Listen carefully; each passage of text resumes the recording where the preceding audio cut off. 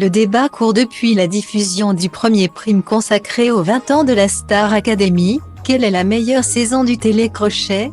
Si la deuxième édition, remportée par Nolwenn Leroy sous fond du bazar chic, s'empare de la majorité des suffrages.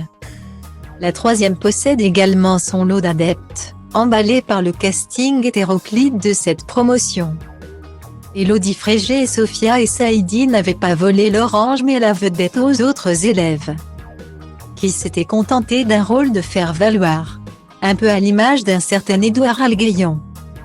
Aussi bon musicien que piètre chanteur, le brin ténébreux ne s'en cachait d'ailleurs pas.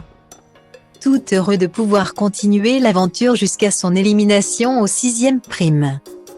L'éviction de cet étudiant en musicologie avait été vécue comme un déchirement par Élodie Frégé.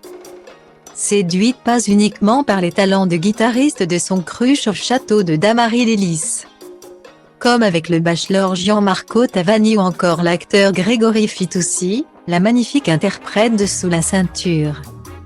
Pas désirée par la production lors de son casting, a fricoté avec cet artiste qui a rejoint la troupe des musiciens de l'émission jusqu'au clap de fin. Depuis, celui que les téléspectateurs ont reconnu dans un numéro de duo mystère vole de ses propres ailes et collabore avec plusieurs grands noms de la scène française et internationale, Gérald de Palma, Zaz, Phil Collins, Céline Dion, Florent Pagny, comme avec des marques mondialement reconnues, Sephora, Nescafé. Et histoire de mettre du basilic frais sur ses margaritas, il s'est lancé dans la restauration et a développé une franchise de pizzeria parisienne dont lui et sa femme étaient grands fans.